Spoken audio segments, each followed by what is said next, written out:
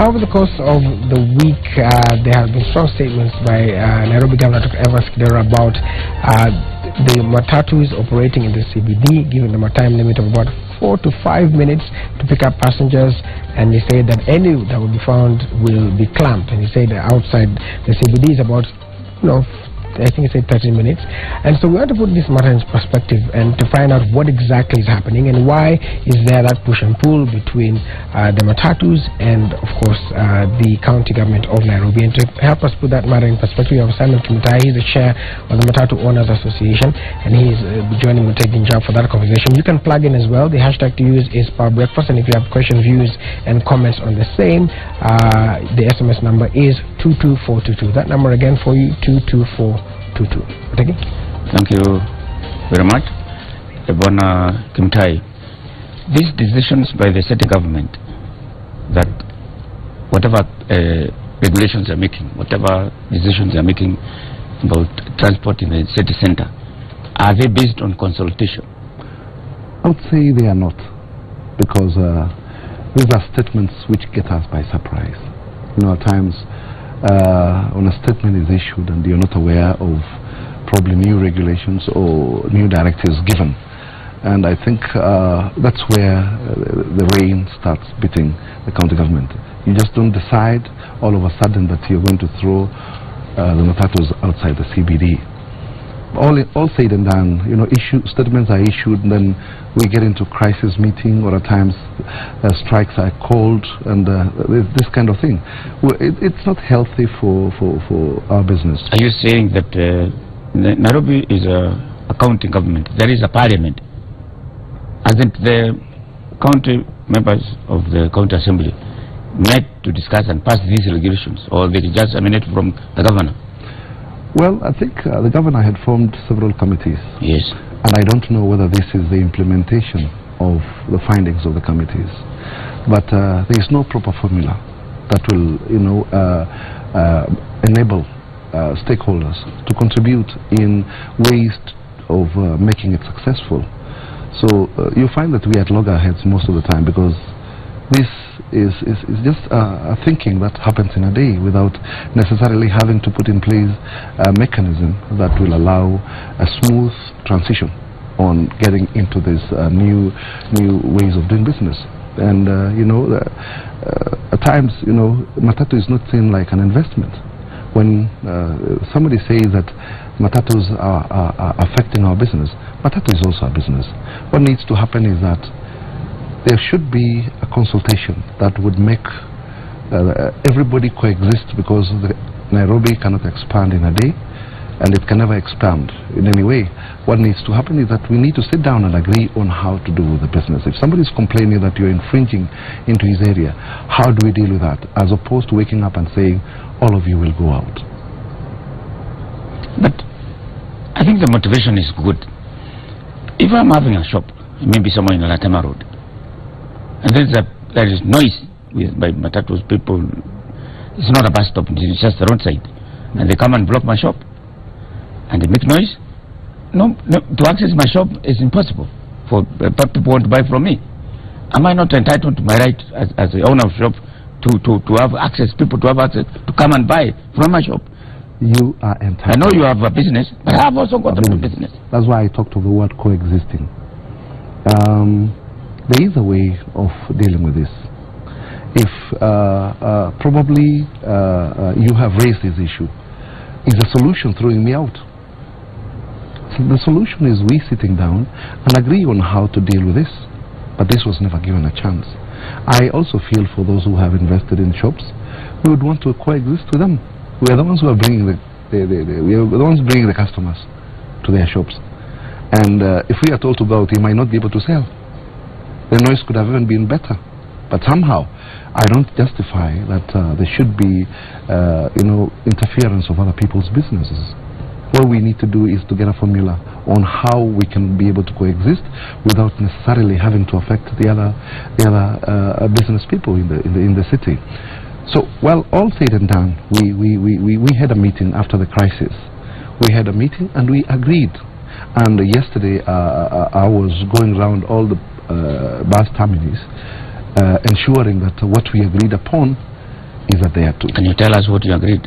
We agreed that at one moment we have 2 or 3 vehicles at areas where Kidero's people had sold the plots. Actually what happens is, it was initially said that we had licenses which were not genuine.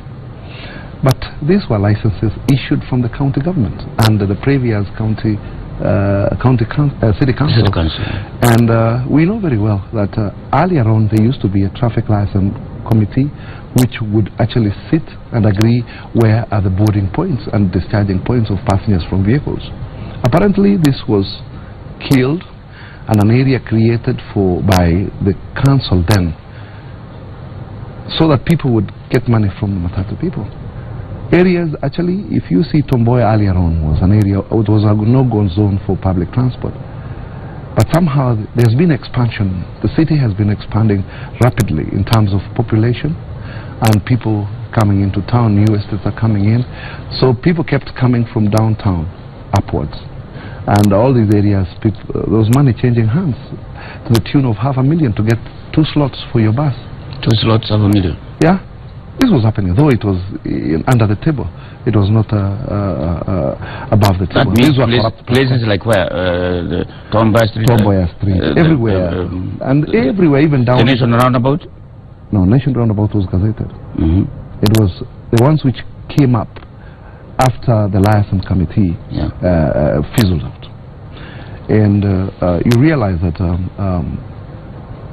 then it was very difficult to deal with it, because you need people to be brought to town and be taken out of town to areas of residence. Just because of this, we were able to strike a deal with we had a meeting with the deputy governor, and it was very well. All was done well. We agreed on how to deal with it. What remained was, now that we only bring 2 vehicles at a time to a boarding place. When you say 2 buses, it means what? Because or 2 vehicles? Because there are many companies. There are many companies. Whose bus, whose Matatu will that be? Yeah, or it depends on the route. The routings, you know, all routes have positions to take passengers. So in these positions earlier on, we found that there was lots of crowding. And so this was creating congestion, because every bus was waiting for the other 2 people to board. When it leaves, it comes in. So we would find that there were quite a number of buses. Then we agreed, fine, to ease congestion in these particular areas, we need other buses to be held in a position. It was up to the county government to tell us where to hold these buses. You know, the biggest problem we have in the county of Nairobi is that, not only county of Nairobi, everywhere, is that all people report to work at 8 in the morning. All students go to school at 8 in the morning. Even business people, they all come at 8. So there's a lot of crowding. To go back, you know, it's uneconomical to go without passengers. So people wait for people to board to go towards the opposite direction. So this kind of, and it's not as fast as from the estates. So you find that there is a lot of crowding in the day at that particular moment. So what is the problem now? The problem now is that the county government is not providing a holding ground. You know, there are so many buses. Yeah, there are very many buses. Say, for instance, yours. Is it compliant and star bus. Okay. You are compliant buses, which ferry people from Gong. From Gong to Nairobi. To Nairobi. Yeah. And there are many. Oh, there are quite a number. So, where are they supposed to be held? This is we are waiting for the county government to tell us where we can hold them. If you hold them, how will they know? How will you know the 2 have cleared? There's technology. We have mobile, and we are encouraging members to install the radio gadgets to communicate with areas of where they have been held and the position of boarding. So the technology will always tell us. It is going to be very easy for them to come in. So actually, they are not saying that Matatus should leave the city center. Initially, it was they supposed to leave the CBD, but when I questioned where to, what is the alternative? Because you can't tell a business community, an industry like this, that they cannot access CBD. People want services to the doorstep. People are coming to work. They need to be brought to work. Matatus. They'll come by taxi. I mean, will that ease congestion? A taxi will carry one person. Well, how many taxis would you need? We have over maybe 200-300 people coming to work at the same time. So how many taxis are we going to have? Now, let's even look at it positively. Who is causing congestion in that city? Matatus. How many vehicles do they have vis-a-vis the other vehicles? We have a population of over 100,000 vehicles, I think over close to 200,000 vehicles into the city every day. Of this, is about 15,000 are Matatus. Then who's causing congestion? We have taxis waiting for one person parked along all the streets in Nairobi. Just one, to carry one passenger. While we have maybe 5,000 at the same time Matatus trying to ferry a bigger number. One bus is equivalent to 33 taxis. We've seen an upsurge of tuk-tuks and boda-bodas in town. Are these alternative? Are you trying to improve, or are we trying to downgrade public transport? So we really must look at it. There are best practices which we can see and copy, as opposed to saying that we need these vehicles to come out of the road. You are not providing an alternative to passengers traveling from their areas of residence to their places of work, and yet you want to condemn. Of course, we understand there's a bit of indiscipline. Let's deal with the indiscipline issues. Let's deal with behavioral issues that are not, in tandem with what they want. So, when we look at it, we see that there is a lot of that's thinking that Matatu is just nothing. It's big investment. We've invested over 50 billion in Nairobi alone, and it's looked at, it's nothing. There must be credit given to where it's due. Public transport in the city transports almost everybody home and to their places of work. Suppose they make commuter trains like the Sokamau. Fine, it complements each other.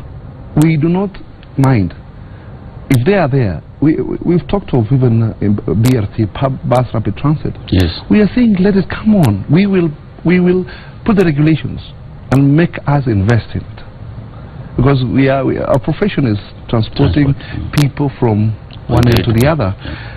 If it is BRT, we are ready to invest in it.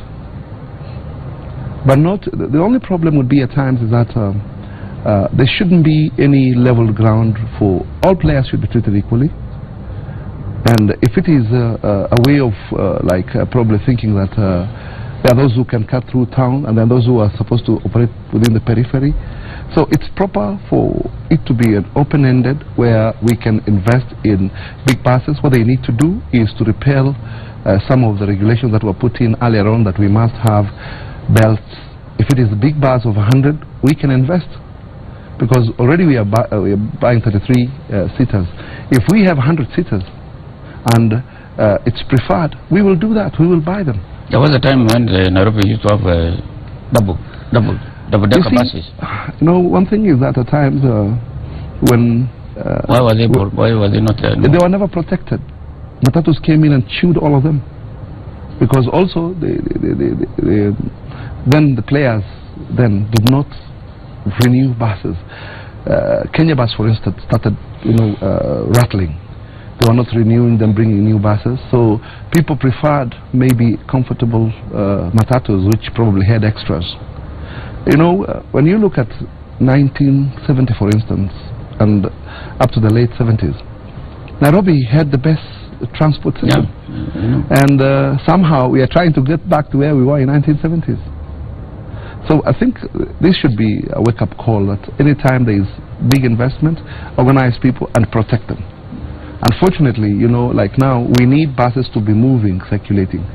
But we buy diesel, like any other person. We pay taxes, yet we are providing a service. We pay for the areas, like now we pay to the county government what we call seasonal tickets.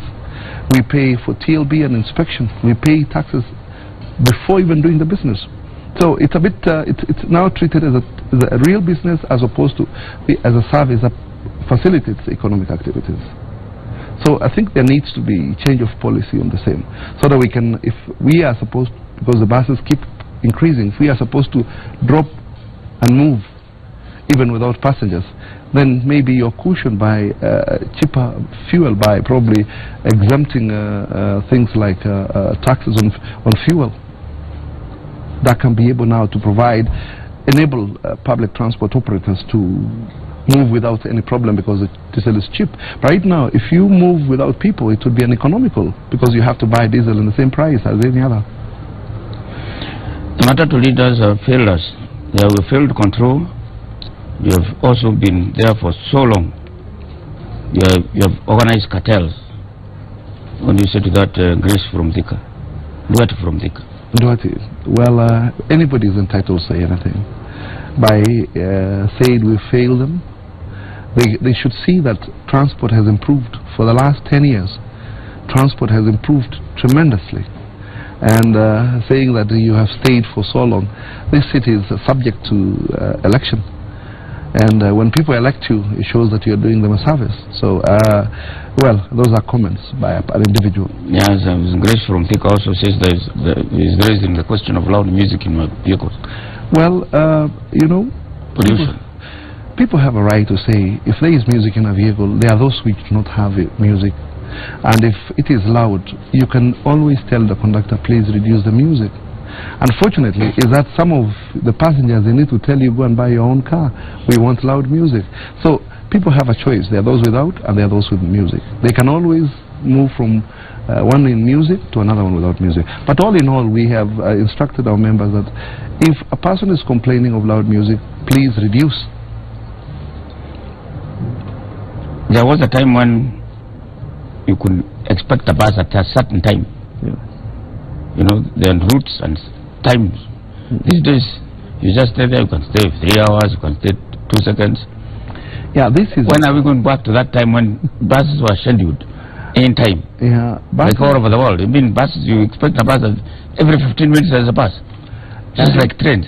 Yeah, you know, right now, it's a transition. We had very good system. It went down because the good system was never protected. So it went down. Now it's... Protected by who? The government should protect good investment. In what way? That, you know, when you allow, you know, this is only, you know, compared to the developed world, is an area where you buy your Matatu without even applying for a license. And then you just come and the license is issued to you, not knowing that whether the extra service is needed. So the business is saturated. And when this is saturated, somehow there is competition, though competition is healthy. But in a service like this, one thing is that it will create congestion. The other thing is that you will find people putting extra music, putting extra exhaust, just to look flashy. So it's high time that the National Transport and Safety Authority should not license buses coming in without doing a census to see whether there is a demand for extra service. You see, when it is free for all, this is a business that it's very easy to go into. Everybody who retires or wants to buy a bus thinking that there is money. So there is that problem that I think it can be sorted out, and I believe we can be able... But it looks like you want protection. Well, I don't know what you mean by protection. From who? From competition. No, it's not an issue from competition. When there is an oversupply of anything, the market collapses. Even today, if you went to Marikiti and there are thousands of gunias of potatoes, the prices will definitely come down. What happens? Then the market will collapse because it will be not worth doing that business. So in public transport, because it's a heavy investment, it's not very easy. To buy one bus, minibus of 33 is 5 million. So what do we need? There must be proper way of understand the logistics of doing the business, understand the population so that you can license. But it's licensing every day, duplicating of circles. We have, like in Gong, we could be having about 10 circles. Why should we have 10? So now control becomes a problem because all these companies and circles are competing. So somehow things get out of hand. We need proper systems to be put in place to allow the business to be done without necessarily creating competition that would passengers be disadvantaged. Others, of course, would be advantaged because of the fares will come down. But we talk of safety, we talk of road usage, because when you are competing, you'll be running after each other to get to a certain position to get passengers before the other one. That should be eliminated.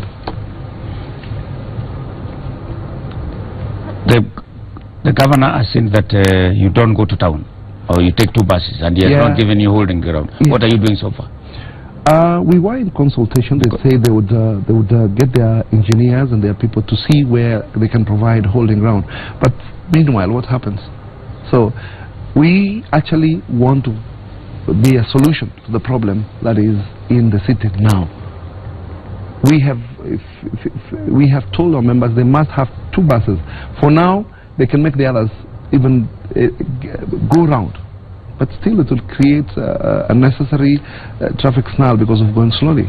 But for now, the loading bays, we've told them it's 2, so that we can also help these people who are doing businesses close to the terminus. Because the planners of the city made a mistake.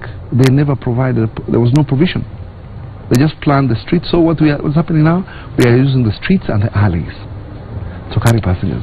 It was not a mistake of our own. It is the planners who are there who never knew that this city would grow the way it has grown. What are you saying? If I go to railway now, where your bus is stopped, I can only see 2 compliant buses. No, this is now this one was a gazetted area, where at least it has space for holding. Yes. But when you come to Tom Mboya, for instance, it's a street. There are other users who would want to use. We've actually made a proposal that there should be a one-way traffic. And in these areas where buses are allowed to carry passengers, do not allow other people to come and park, because there are other areas they could park. For instance, if you allowed Tom Mboya be a free parking zone, nobody can park their personal vehicles, then at least it would ease the movement and remove unnecessary convoluted paths, so that there can be a smooth 2 vehicles moving or 3 vehicles moving towards one direction. So are you now saying you are at a standstill between you and the governor? No, we are not at a standstill. Because the way it looks like is like you have defied. No. Or the Matatus they are just ignoring what the governor is saying. No, we are not. We just want to be recognized as a business entity that requires to have space to do their business. We pay the council, and when we pay them, we need a service and we need space. As I said earlier on, we have agreed that we are going to have either 2 or 3 buses loading in one area, while the others are trying to get space to delay so that they may come and have their passengers boarding. And what we just want to request them is that they should hurry up in creating holding areas, so that we don't have all these buses moving at the same time. The government, the city council we have the stores down there where they tow vehicles and store. They should remove that and be a holding area. They should make that, create an area for stores in Moroto, for instance, or Dagoretikona, for instance, so that there can be space to hold buses and wait for their turns to come in. One thing is that what we are trying to avoid is that we are trying to have one bus going towards one direction, having passengers boarding into one, so it fills quickly and moves. Because if passengers are to travel 10,000, for instance, it is going to be 10,000. They're going to be not beyond there, whether you compete and have 3 in this one, 10 in the other one, 20 in the other one. So it's something that is doable. We can assist the government of the county of Nairobi to our part, so that we don't see to be defined and creating unnecessary traffic snarl-ups. Those places we are calling holding areas. If I come from, for instance, Gong, then the holding area is supposed to be, even if it's the community area, suppose there is a holding ground somewhere near the community, near Kenyatta Hospital, and I'm dropped there because it's holding, because you can't pass to go to city center. I like that, then I go where? No, you will be dropped in town. The bus will come and wait for its turn to carry from town to Gong. You get me? You come from Gong, you go up to the place you've been dropped. Yes. This bus does not park there. It doesn't park there. It goes, because now it requires to have passengers boarding to go where? Back to Gong. So if its turn is not yet, it will go back to and park in, for instance, Uhuru Park. and then wait for them to be called to come and load from that particular area where we have a space and go back to Ngong. So is that an issue of avoiding parking in town? You know, you can't park. If we decided to park all buses in town, then there wouldn't be any person. So what is being discouraged is an issue of parking. It should be only loading, picking and dropping. What about those buses from up country? Well, what is the arrangement for them? I really don't. A bus from Kisumu. I can't talk for the county government. They've got to make a plan for that. Right now, we only. Are they also come to town? Yeah, they come to town. They go to country bus, and some of them go to. These big buses should either the big buses go to River Road. The coast buses go to River Road. Yeah. To the big buses probably can have an area. They say the county government say they're going to build bus stops and bus terminals outside. For instance, if people come from Mombasa, they can be dropped in. For instance, Nyayo Stadium, where they have created a facility, and then the Matatus can bring them to town to avoid them taking. They are very big. To manipulate them is a problem. Yeah. So this plan, I overheard the same because it was part of the agreements that they are going to build extra bus terminals outside the CBD. And you know, CBD is Westlands, CBD is Nyayo Stadium, CBD is Pangani, and maybe probably Kenyatta, above Kenyatta. There's something called self-regulation, and we have tried to allude that you tell your drivers and your conductors how to behave, but how do you monitor them? Well, we've advised SACCOs and companies that they have to have inspectors to try and make their crew behave well. You know, but we have had a very shambled history. You know, people have misbehaved for a very long time, but we want them to obey the law. That's very important. You know, the only problem at times is that the law enforcement officers at times they would want to exchange a bad behavior with cash. Yeah. That's actually what hampers self-regulatory mechanism. So we want to encourage also the law enforcement officers that they have to be patriotic in ensuring that some of these rules and regulations are followed. Not to only wait for an ambush and exchange what has been wrong to right. Let me read some not very nice things. I'm supporting the governor 100%. These Matatus behave worse than terrorists by driving carelessly in town. They don't care anything about passengers and business people. They park outside businesses and customers are running away. Thirdly, it's careless and so many circles are being resistant, as you said, in the same route. Finally, isn't it a security issue when more than 2,000 buses are going around the town? Imagine there was a crisis, how would the Kenyans be rescued? Well, those are opinions of individual, probably who could have gotten agitated by a misbehavior of a driver. Yes. One thing is that we should look beyond there. I don't support lawlessness. I believe that the law can make our business better. And when an individual misbehaves, not all the industry misbehaves.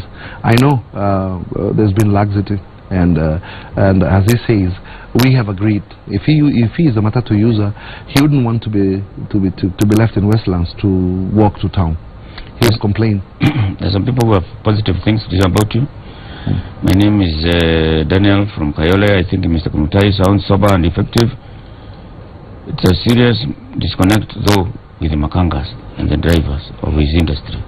Do they really share the same vision? I think Mr. Kumutai sounds sober and effective. The same question.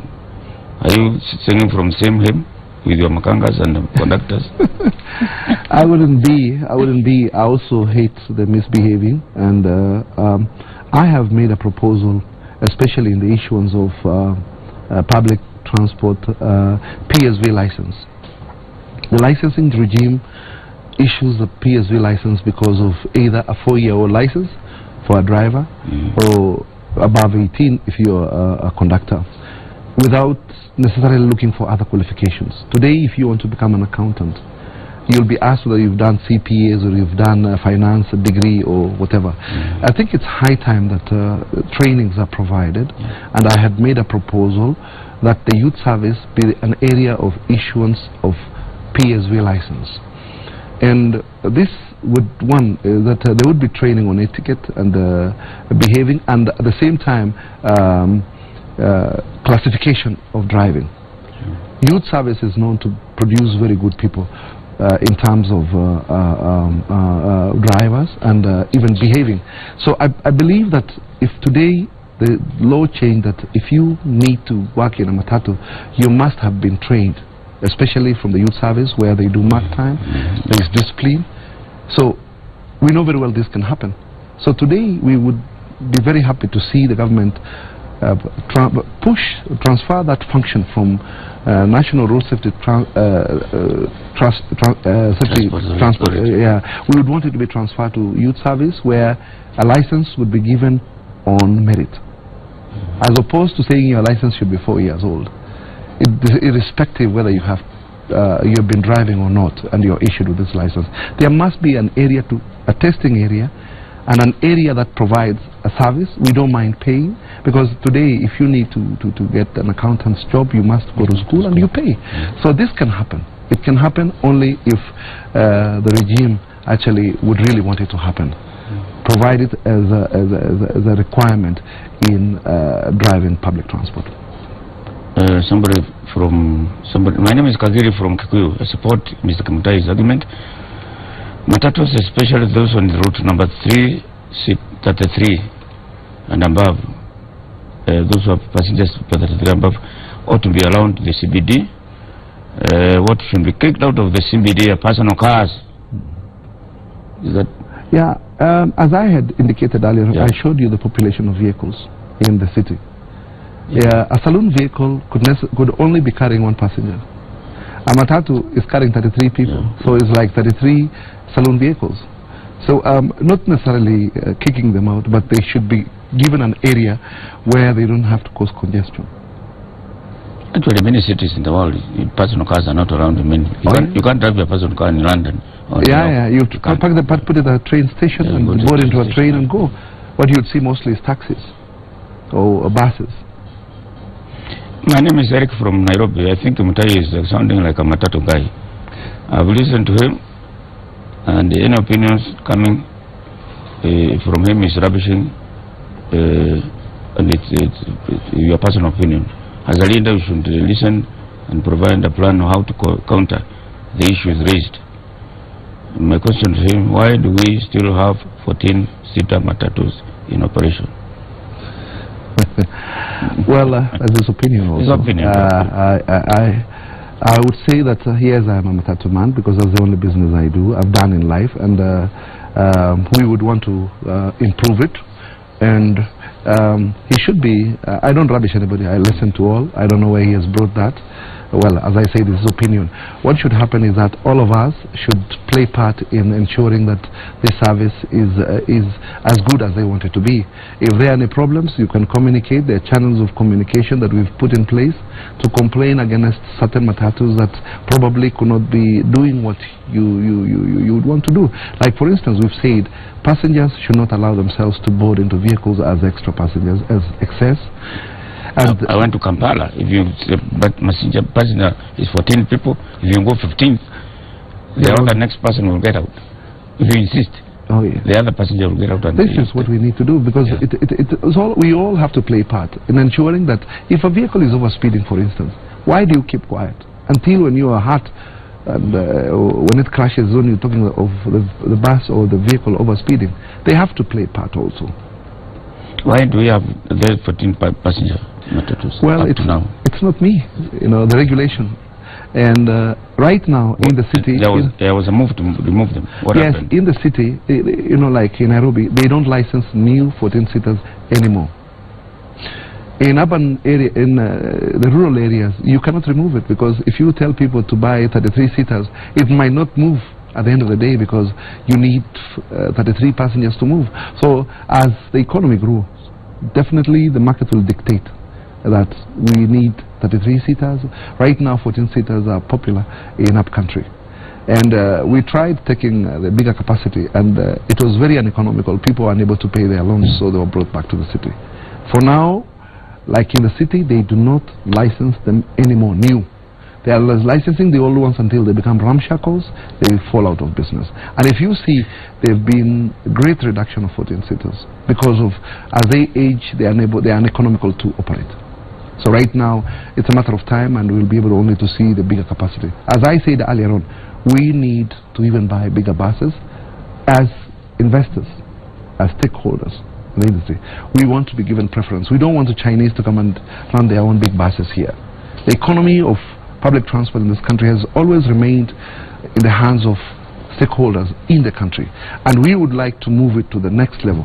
What they need to do is to provide infrastructure, like if it is BRT, they have dedicated lanes that will enable these buses to move all the way and discourage the saloon users to use this one, because the saloon users will remain in the jam, and this dedicated lane will always be buses, fire and ambulances.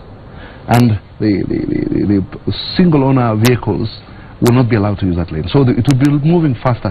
But this requires infrastructure. So it's up to the county government to encourage us to go into it, repeal some of the regulations that would not allow this to happen. We are ready to do this business, even like yesterday. What do you like to tell the governor? I'd like to tell the governor we will help him decongest this town. Accommodate us. Please don't issue roadside statements. Call us into your boardroom, we sit down and we thrash out all what is perceived to be bad. We will agree. We went there after the last week, and we were able to agree. We can see results. There's a lot of movements now. We can better it. So one is that let us improve the transport, public transport in the city, and if there is a possibility, let's consult. Let not be a one-man's decision. What is the relationship between the Matatu owners and Matatu welfare? Well, that is an association which is on the side, and the relation is we all probably talk the same things about public transport. It depends on how many members belong to MWA, and there is MOA, which has its membership. It's not our business to know how many they have, but I know Matatu Owner Association is the association that has membership cross-board of members who own public transport. Thank you very much, Manakum Tai. I hope that the governor has heard you, and that we will help him end congestion. It's for the good of the city.